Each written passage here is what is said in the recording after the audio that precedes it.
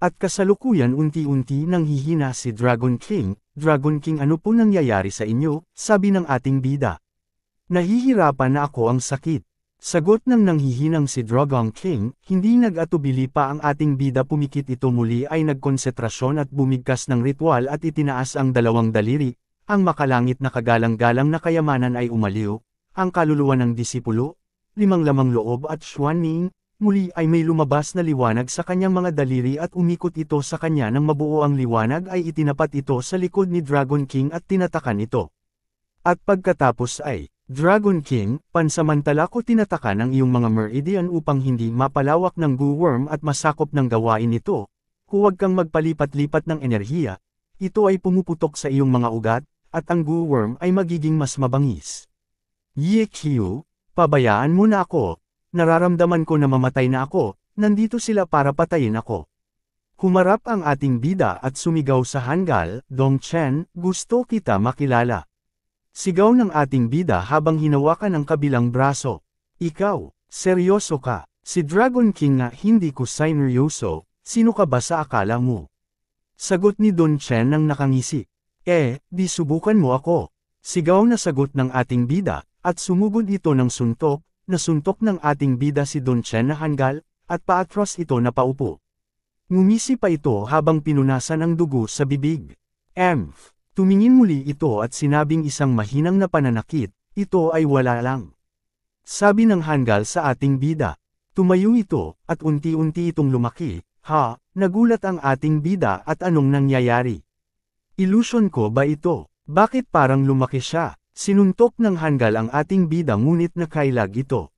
Ano ang ginawa niya? Bakit bigla siya tumaas pati ang lakas at bilis niya ay naiiba? Bulong ng ating bida habang nakailag ito sa mga suntok ng hanggal na si Dong Chen. Hangang nasipa siya nito. Tinamaan ang ating bida na paupo ito. Inilagay ng ating bida ang kamay sa mukha habang nakatitig kay Dong Chen. Paanong nangyari ang linas ng pagkakatama niya sa akin ngayon? Sumigaw si Don Chen at patawang sinabi nito na huwag ka kasing magtaka, ang pinakamahusay ay darating pa. Nakatingin ang ating bida habang nagpupunas ito ng dugo sa bibig habang patayo pa lang ito sa pagkakaluhod, at muli sumugod ito ng suntok. Yan ang abilidad ng kahanga-hanga. Sabi ng hanggal, habang umaatake ito ng suntok sa ating bida. At may pinakawalan itong uppercut, at hindi nakaiwas ang ating bida, nabigla ito at tumalsik ito, sa di kalayuan. Tumayo ang hanggal na si Dong Chen at hinawakan nito ang wrist ng kabilang kamao at sinabing, hindi mo ako masasaktan, o kaya naman tanggapin mo ang kapalaran mo. Sumagot ang ating bida, damn it, impossible, sigaw ng ating bida, at sumugod ito. Sinalubong naman ng hanggal ang pag-atake ng ating bida, at sinabi, gusto mo pa ulit. Samantala sa itaas sa rooftop makikita may nanunood sa dalawa. Pinanonood ang dalawang naglalaban, si Cao Yuan, at sinabi nito, Ye Qiu, hayaan mo akong makita kung ano talaga ang kaya mo. At habang nasa rooftop ito, mukhang may pakialam ka dito, Ye Qiu. Kung hindi mo ako pinigilan, aalagaan ko sana ang shamanic culto. Paano kaya nagkaroon ng pagkakataon ng brat na iyon? Habang natatanaw ito sa ibaba, maya-maya ay napalingon ito. Ikaw ang Asher Dragon, envoy ng Dragon Gate, at siya ay isang surgeon lamang, paano sila may kukumpara? Pumikit ito na parang may kausap sa sarili. Humph, nagsasalita ka para sa kanya. Don't tell me isasama mo siya. Oh, balita ko nagpunta ka sa hilagang hangganan para hanapin si Xiao Jiu. Ilang galaw ang natalo mo? Sumagot ang kausap nito. Matatalo ng ilang galaw. Kalahating galaw lang. Kung hindi ko lang narinig na pinatay ka at hindi alam ang buhay o kamatayan mo, hindi ako mawawala. Sige, sisihin mo ako. Yumuko ito at worry, binibilang ang mga bilog sa hawak niya parang rosaryo. Hindi ka naniniwala sa akin. Kalahating galaw lang talaga. Napatigil ito sa pagbibilang ng bilog sa hawak, muli ay tumingin ito sa ibaba. Mukha si Ye Qiu ang magsusuffer ng lahat. Samantala patuloy pa rin lumalaban ang ating bida.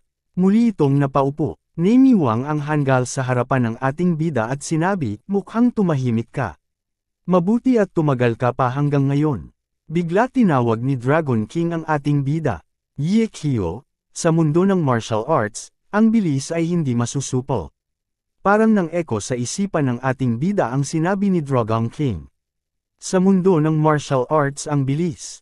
At bigla itong parang may naalala, muling pumikit ang ating bida, pinosisyon ang mga daliri paitaas at bumigkas ng ritual.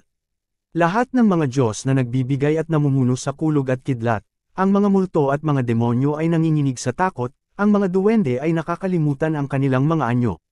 Muli lumiwanag ang paligid ng ating bida at umikot-ikot ang liwanag na nagmula sa katawan nito.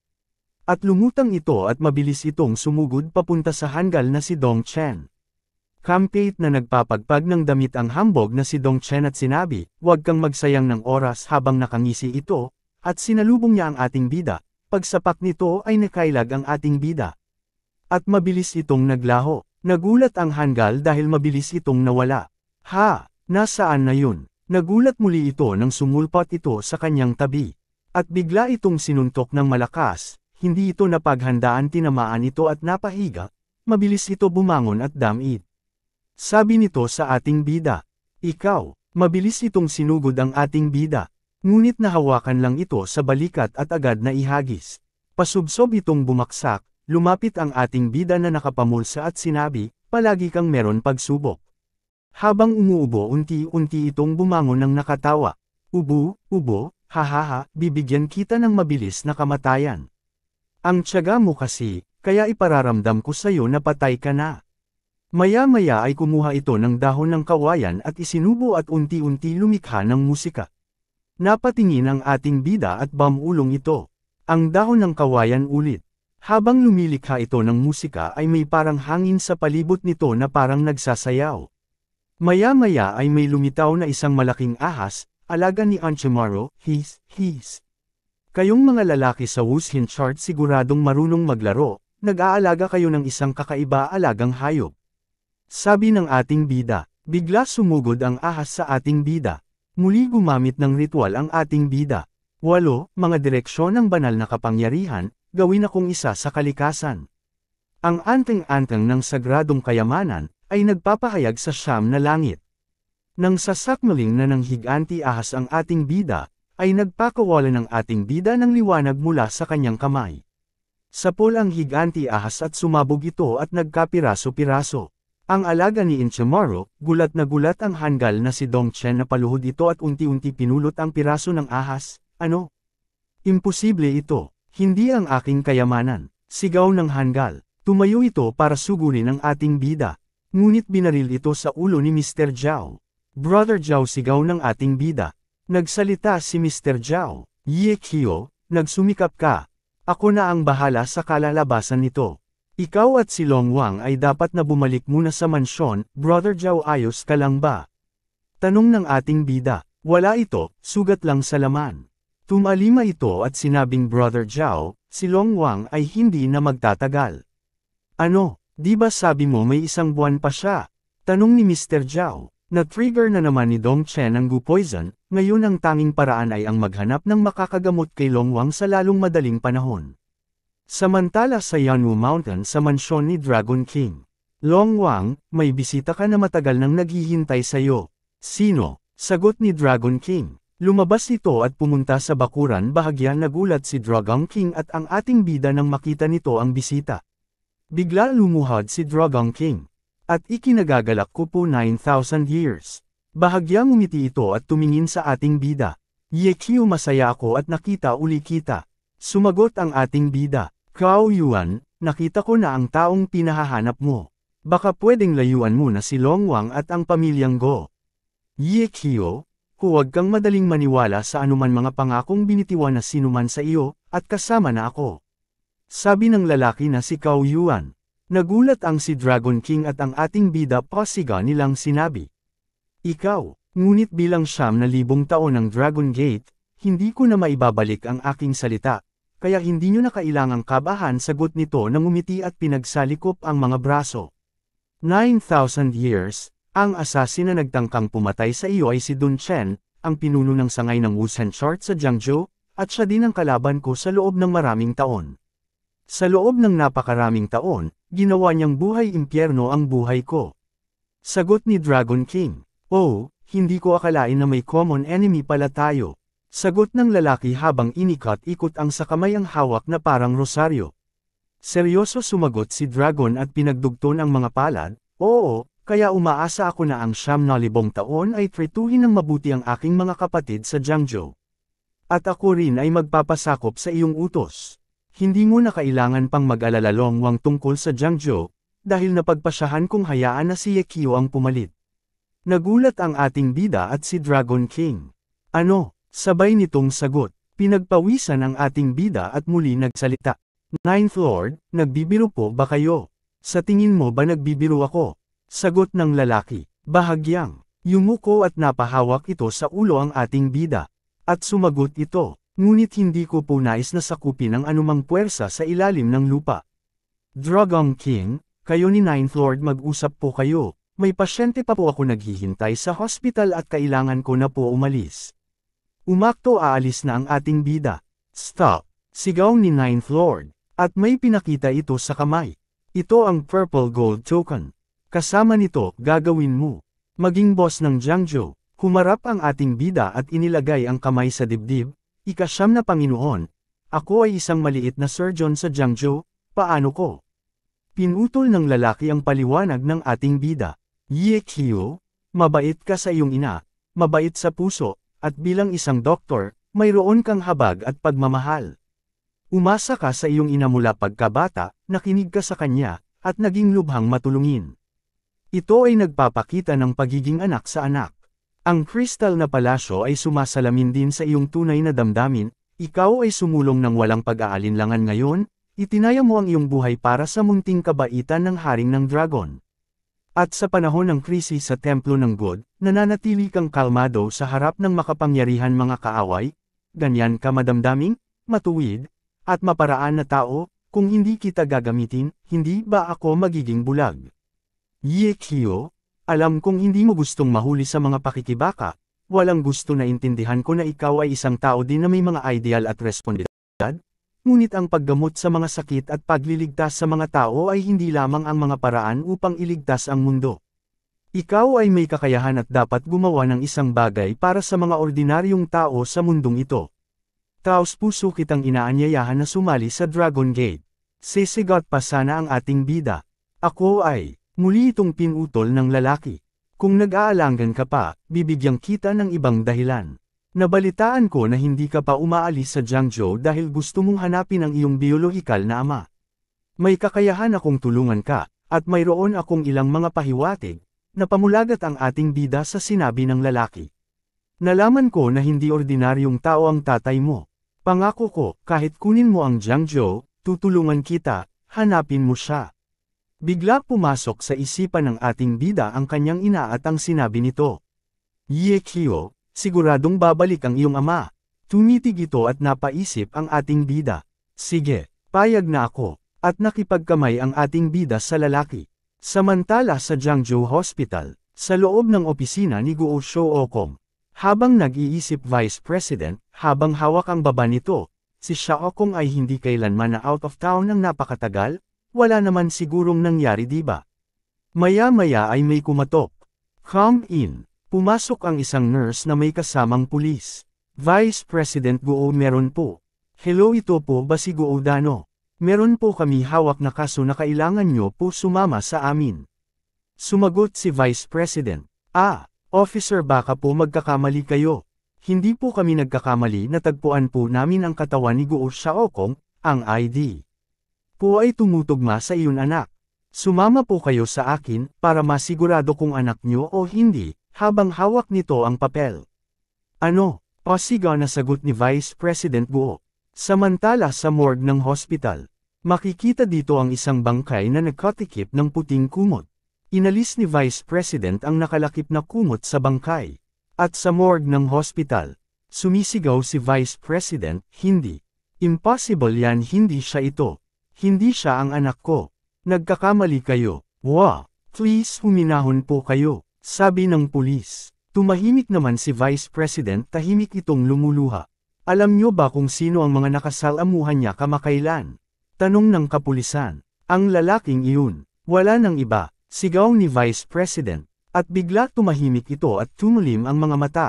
Ye Qiu magbabayad ka, Bulong nito sa sarili. Samantala sa Lin Jinyi's residence. Nakaupo sa sofa si Miss Lin, at kasalukuyan nagse-selfie ito, at napalingon ito sa dumating. Agad binitiwan ng cellphone, at tinawag ito ng ating bida. Sister Lin, habang may hawak ito bowl ng gamot. Lumapit ang ating bida at binigay nito ang gamot. Tigilan mo ang paglalaro sa cellphone mo at inumin mo ito gamot. Sabi ng ating bida, Ye Kyo, ang gamot na ito ay napakapait, habang tinakpang ni Miss Lin ng daliri ang labi nito. Hinawakan ni Miss Lin ang ating bida sa kwelyo at sinabi, subuan mo ako. Agad itinulak ito ng ating bida at sinabi, Sister Lin gagaling kapag katapos mong maubos ang mga gamot na ito. Kaya huwag kang parang bata. Tumayo si Miss Lin at muli inilagay ang daliri sa labi. Bakit pagkatapos mong maging pinuno ng Jiangzhou, ay bigla hindi mo na ako pinakinggan? Bahagya nagulat ang ating bida habang hawak ang kwelyo ng damit. Paano mo nalaman Sister Lin? Meron din mga bagay na hindi ko rin alam. Sagot nito ng nakangiti. Pero Ye Kyo, ano ba yun? Tanong ng ating bida dahil hindi agad tinukoy ang sinabi ni Miss Lin. Ang kalat na ito sa Jiangzhou ay hindi madaling linisin, bago ka rito, kaya magiging madali para sa mga tao na ay target ka. At ang matandang geezer na iyon ay hindi pa kinikilala ng publiko ang iyong pagkakakilanlan. Kaya ang suggest ko sa iyo ay push Hanlong forward at maging puppet master. Napamulagat ang ating bida. Muling nagsalita si Miss Lin, may dalawang pakinabang dito. Ang isa ay hindi ito makakaapekto sa relasyon mo sa Dragon King. At dalawa, hindi malalaman ng kulto ng mangkukulam na ang pagkawasak ng sangay ng Jiangzhou ay may kaugnayan sa iyo, na nangangahulugan hindi gaanong pansin. At magkakaroon ka ng mas maraming oras para makasama ako. Sagot ni Miss Lin, Sister Lin, magandang idea yan. Nag-aalala lang ako dito. Maraming salamat po. Sagot ng ating bida habang nakatiklop ang mga kamay. Ganun ba? Sagot ni Miss Lin. Bigla inilapit ni Miss Lin ang katawan nito sa ating bida. Inilapit ang bibig nito at inilagay ang isang kamay sa dibdib nito. Then paano mo ako pasasalamatan? Napasandal ang ating bida sa wall. Alam mo gusto ko malaman kung gaano ka ka-Jose. At hinalikan ito ni Miss Lin. Sister Lin gulat na nasabi ng ating bida. Hahalikan sana ulit ni Miss Lin ang ating bida. Bigla may tumawag dito. President Lin, mayroon po police officer sa pinto at ang sabi po hinahanap daw po nila si Dr. Ye. Nakakainis. Laging nandito ang mga pulis para sirain ang mood ko. Mabuti na lang. Habang hawak ng ating bida ang dibdib nito. Habang palabas ang dalawa sa bakuran. Nagtataka ako kung bakit hinahanap ka ng mga pulis. Sabi ni Miss Lin sa ating bida habang nakakapit ito sa braso. Nagtanong si Miss sa mga pulis. Officer, ano ang dahilan at nagpunta kayo dito, bakit niyo hinahanap si Ye Kyo? Miss Lee, sorry po sa abala. Sagot ng pulis at napabulong ito. Wow, ito ang Rumord Femme Fatale, ang ganda niya talaga. May kaso ngayon na nangangailangan ng tulong ni Ye Kyo sa investigasyon. Ito ay isang warrant, sabi ng pulis at itinaas nito ang hawak na papel. Anong klaseng malaking kaso ito na pinuntahan mo sa bahay ko? Tanong ni Miss Lin sa police officer. Habang nakatingin sa ating bida na nilambing lamang ito. Siya ay may kasong homicide kay Guo Xiaokong, mataray na sumagot ito habang nakasalikop ang dalawang braso. Guo Xiaokong, anong kinalaman ng pagkamatay ng lokong yun sa Ye Kyo ko?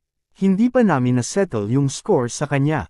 Magsialis na kayo. Nagkatinginan ang dalawang pulis at ito. Miss Lin, pasensya na po. Pero ang pagtulong sa investigasyon sa ngayon ay hindi ibig sabihin na siya ay suspect. At ayon sa pamilya ng namatay, nagkaroon ng conflict si Ye Kyo sa namatay kamakailan, kaya suspect siya, mangyaring makapagtulungan. Sa aming investigasyon, si Dr. Ye, makapagtulungan sa ano? Ang Guo Danwi na yan ay parang baliw na aso, kinakagat lahat. Hindi ba niya alam kung anong klaseng tao ang anak niya? Namatay siya tapos ngayon paikot-ikot siya sa paninira ng iba. Ang hindi pwede ang ganito. Gigil na sabi ni Miss Lin. Tinawag ng ating bida si Miss Lin para pakalmayan ito. Miss Lin, humarap ang ating bida sa police officer. Okay, sasama ako sa inyo. Tara na, Xiao Ye, sigaw ni Miss Lin sa ating bida. Hello guys, kung nagustuhan nyo ang video ito, huwag nyo po kalimutan mag-subscribe, pindutin nyo na rin ang notification bell, para lagi kayo update pag may bago akong upload. Like and share nyo na din. Maraming salamat po.